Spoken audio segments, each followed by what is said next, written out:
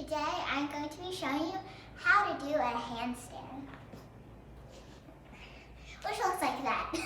If you're new to my channel, I'm Zoe, and if you enjoyed this video, please click the big red subscribe button, turn on notifications, and click the big thumbs up to get a shout out in the next video. So let's get started. So first we are just going to be starting with some simple warm-up stretches. So the first one is doing your splits. So you want to go into a lunge, one leg in front and one leg behind you. And you're gonna lean forward and make sure that your knee doesn't go past your toes so it won't look like this, because that's not warming up. It has to be, your front leg has to be farther away from you than your back leg. And you want to bend down and feel that burn. Hold that for around 5 to 10 seconds.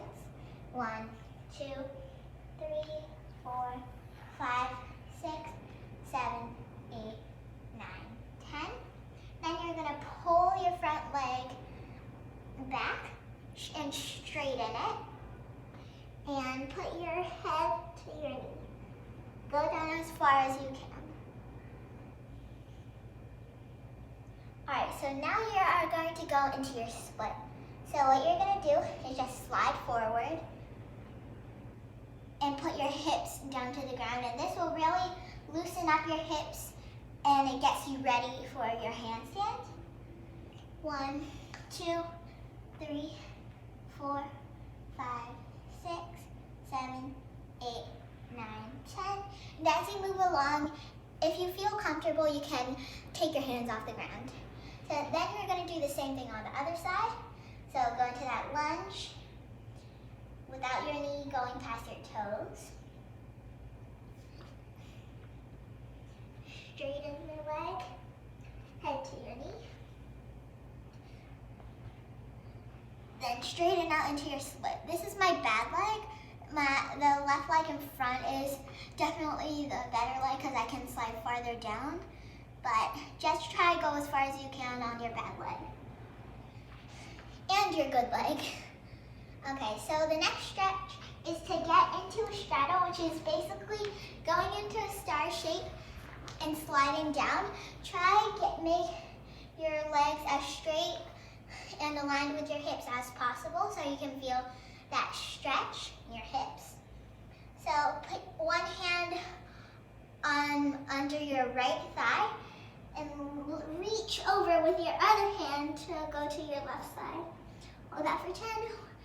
1, 2, 3, 4, 5, 6, 7, 8, 9, 10. Then just twist your hips to loosen out your muscles in your belly, because this requires a lot of stretching. So then you're going to do the same thing on the other side. 1, 2, 3, 4, 5, 6, 7, 8, 9, 10. Okay, and then twist your hips around. Okay, so now you're going to go into your pike, which is basically going from your straddle and just putting your legs together. Make sure that they are 100% straight.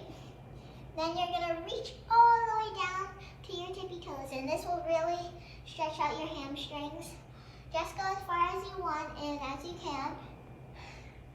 And you're going to flex your toes. This is definitely my least favorite part because it kind of hurts your hamstrings, but if you want to get your handstand, you have to do the stretch. Okay, so now you're going to get on your knees and then slide down. Put your hands under your shin and arch back and put your head to the ground. You can also skip this stretch because it's one of the harder ones, but if you want to and you're comfortable with doing it, I advise you to do it. Okay, so this is definitely the hardest stretch. It was in my back walkover video, and it kind of hurts your jaw because your chin will be on the ground. But what you're going to do is that you're on your knees, you arch back, and you suddenly fall forward but you don't want your head to be like, it's not like you want to like smash your face into the ground. You want it to just be your chin, so it would look good. You see that? But you want to go as far as you can with your legs. Try touching the ground and holding it for, what would you say, like 3 seconds? And if you can do more, you can do more. Make sure you flatten out your arms so you can hold it for longer. I haven't done this stretch in a while. Okay, and that is the end of our stretches. Okay, so now we are going to start doing our handstands. So you want to get into that lunge, not this lunge with your knee on the ground and your back leg. You want your foot to be on the ground and your back leg. And you're gonna turn your foot around 45 degrees, and if you haven't learned the angles yet, just go ask an adult how much that is. Okay, and then your front leg is not gonna be straight, it has to be bent. And then you're gonna have your arms tight by your ears. And then you're gonna do a T, a tiger tail. And you can just like do a little hop off the ground at first, just to get used to being on your hands. And then and slowly you can start going higher and higher. So it was closer. And then at one point you can just do a little touch on your toes, and you can just come back down. And you don't want to arch, because then you're going to land flat like a pancake. And if you don't know how to do anything else that's not a handstand, you'll just land, so like you'll fall backwards. And if you can't land in a bridge like this, you'll land like this. You'll end up like this, and it will really hurt your head and bum and back. So I wouldn't try to arch, and it's better if it's a little slanted so you don't go the full way up, so you won't end up like a pancake. But slowly you will be able to have more, your hands will be more stable and used to being upside down.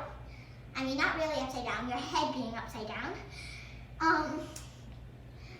But you'll learn to get the exact angle, so a 180 degree angle, which is a straight line,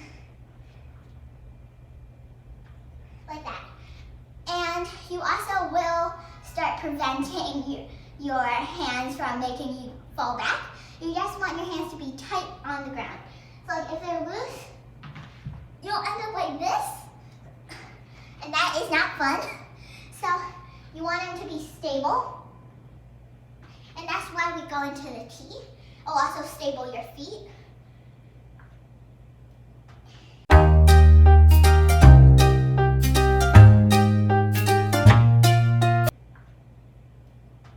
And there you go. That's how you do a handstand. I hope you watch this video a bunch of times until you get your full handstand. And thanks for joining me today. Bye. I'm gonna do something cool. Wee.